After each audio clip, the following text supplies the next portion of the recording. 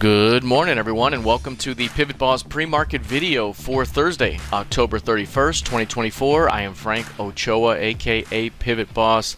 Happy Thursday, happy Halloween, everyone. Here's a look at the ES in the daily time frame.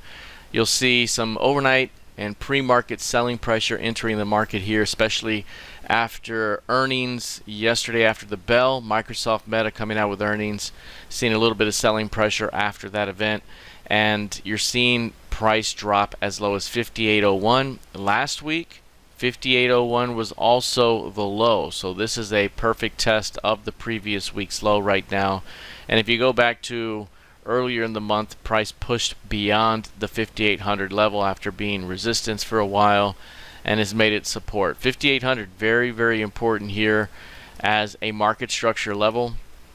I mentioned before here that if we start to fail back below the previous quarter's high price, it could open up a rotation back to 5700, and the FOMC key level here from September 18th, that's 5700 and a quarter, could also see a continuation that takes us farther down within the previous market structure below. The market structure goes from 5400 up to 5800. You can bisect that at 56 as well. So this is an important spot right here. Bulls want to keep this area bid. If bulls can keep this area bid, which we're starting to see a little bit of a rotation to the upside off of this zone, we could be looking at a move that takes us back toward the overnight highs, 58.40 up ahead. So keeping an eye on this area as support. Bulls want to keep it bid for a bit of a rotation back up within the range. A failure to hold 5800 and you're opening up additional downside below. Looking at the NQ, similar price action here in overnight trading with some weakness here, but also starting to see a bit of a rotation off the lows of the day.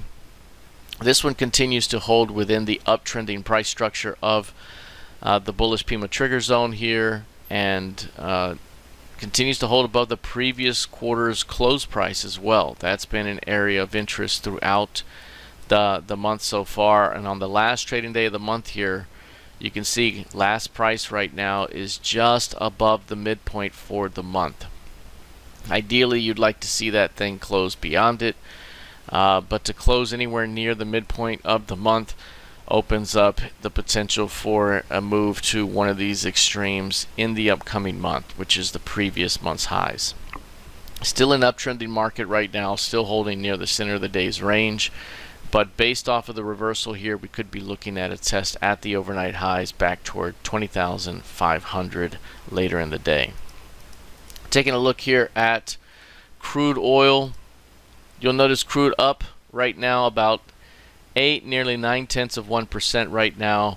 A bit of a pullback after the previous session's strength here, pullback into the previous quarter's close and the previous session's midpoint, right on top of Tuesday's highs as well. That's a bullish pattern here, at least initially. Bullish from a short-term perspective. Again, we have a downward trend for the month. One thing we did mention though is if we did see a bounce early in November, it could offer another opportunity for bears to defend and push this thing back down. So right now, marginally higher, a bit bullish here off the lows of the day. Keep an eye on 69.5 above that level, and you start to open up a return back towards 70 up above. Keep an eye on that zone here, but for the most part, any bounce could still be seen as a selling opportunity moving forward.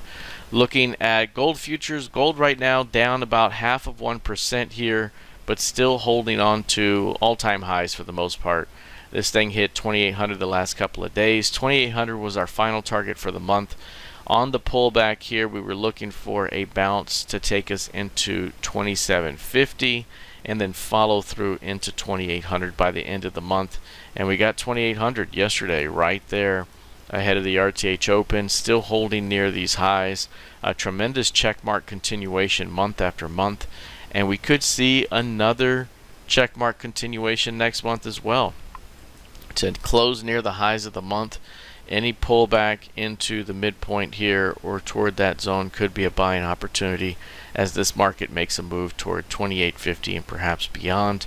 We could be making a move toward 3,000 by the end of the year. So again, this market remains highly bullish. Very bullish uptrending price structure until proven otherwise. And what would prove otherwise would be failing at the previous month's midpoint. If this thing comes into here and can't hold it, that's where you break down and open up 2600 below and maybe even lower. So that midpoint, the 2700 zone, is going to be very important early next month. Looking at the YM right now down about 0.4%. This one's trying to get off the lows of the overnight trade here, not quite as strong as the NQ or the ES right now, and has rotated quite a bit deeper than those markets. It has been a bit more bearish, especially after last week's selling pressure here, and we've continued to see weakness into this week. 42,000, very important level here. That's also where your FOMC key level is from September 18th. That zone right there could provide a bit of a bounce back up toward 43K. We are developing a bit of a head and shoulder style pattern, so any bounce could be attacked by bears at the upper end of the right shoulder for a continuation, perhaps lower. A failure at 42K and you're opening up some downside down below. So this is a zone that bulls really need to keep bid right now, at least in the short term.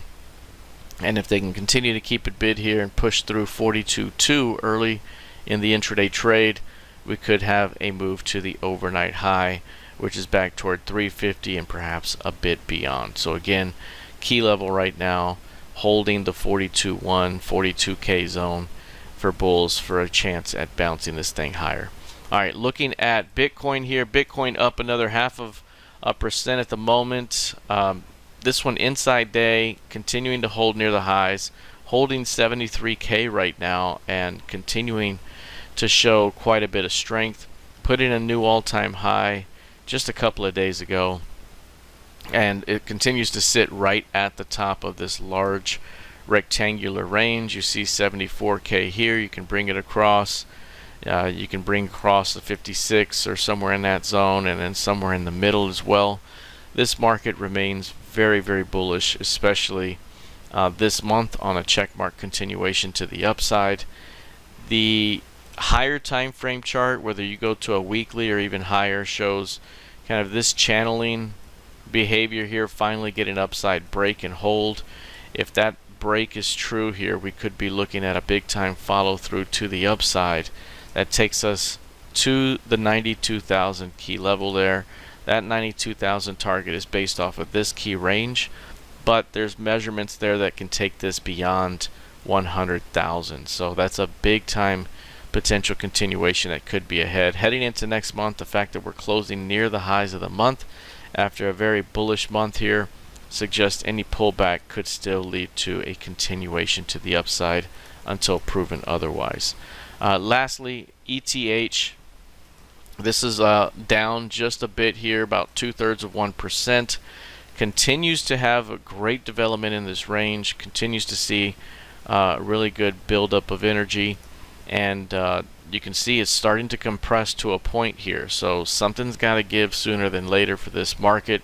Perhaps the beginning of November brings about a transition day that can take this thing through 2800. Again, as I mentioned before, through 2800 really begins to open up the upside toward the next key level above, which is 3400, and then you could be looking at a move that takes you beyond that into 4000 up ahead. So 2800 continues to be the level to watch here.